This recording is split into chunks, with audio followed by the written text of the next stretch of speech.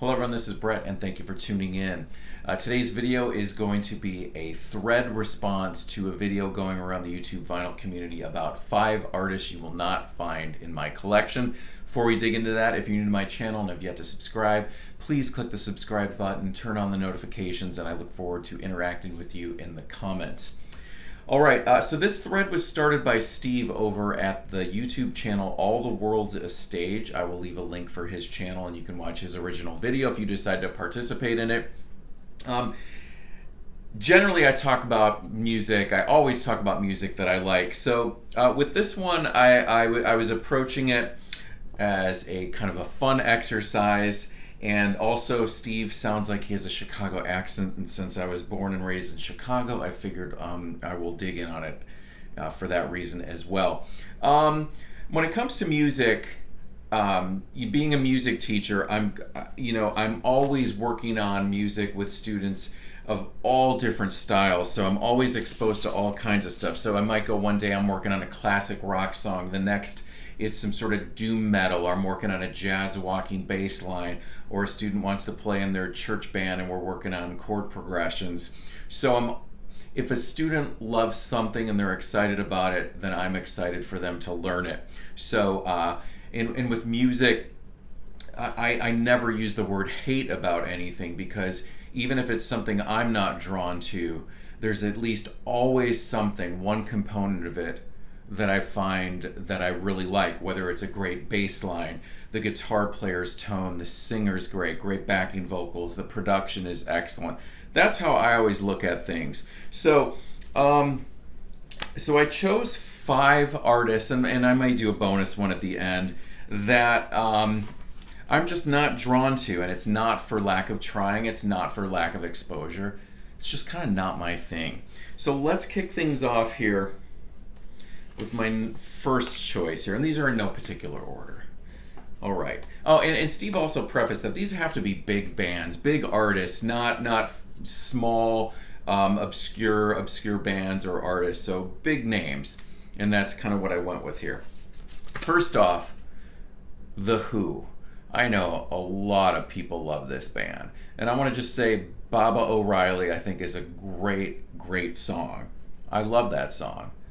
I've never heard another Who song that I've loved, so that's why they're on the list here. Number 2, Steely Dan. I've tried. I get sometimes requests to work on some bass lines from Steely Dan.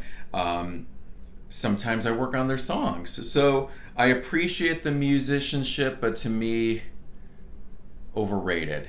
And I see that there's always these audiophile pressings coming out, these expensive boxes on Steely Dan albums, and I just don't quite get it. So that's my number 2 pick. All right, number 3, the Steve Miller Band. Fly Like an Eagle. I don't know if I was a kid and I was getting some a cavity drilled out in my teeth, but and that song was playing, but when I hear Fly Like an Eagle or any Steve Miller Band song, I just don't usually have a positive association with it. So that's my number 3 pick, Steve Miller Band. All right, I'm going to assume a lot of people think I probably do like this next group, because I know I have a lot of friends that like them. Devo. I like their appearance in the movie Spirit of 76 as actors, but the music and the presentation of it is just not for me. Devo is my number 4. All right, number 5, and then I'm probably going to throw a bonus one out there just to kind of mix it up a little bit. The Foo Fighters.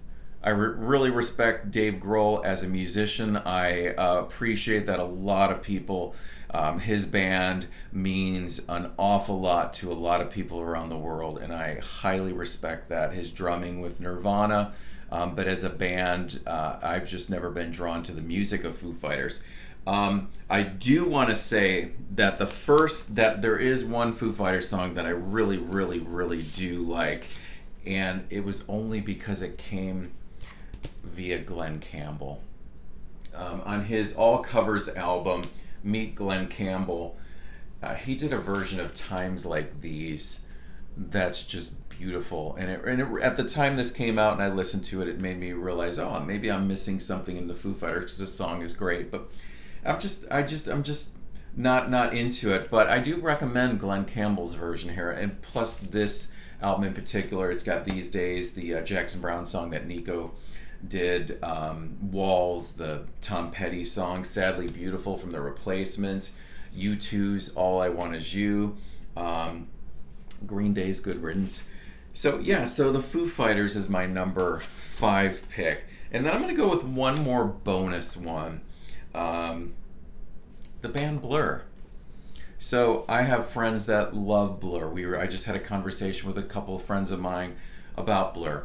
I don't know if it's just maybe a complete lack of exposure, but when the song There's No Other Way came out back around 1991 is when I would have first heard it. It didn't grab me.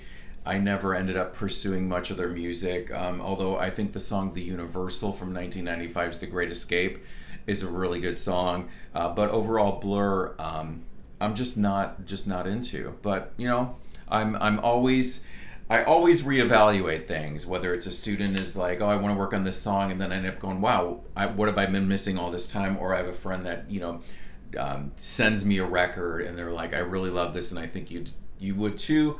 And then I go through a reevaluation, and then maybe a light bulb turns on, or maybe not. But anyways, I hope you guys enjoyed this. Leave me some comments and let me know what artist we wouldn't find in your collection. And I look forward to reading your feedback. Talk to you guys soon. Bye.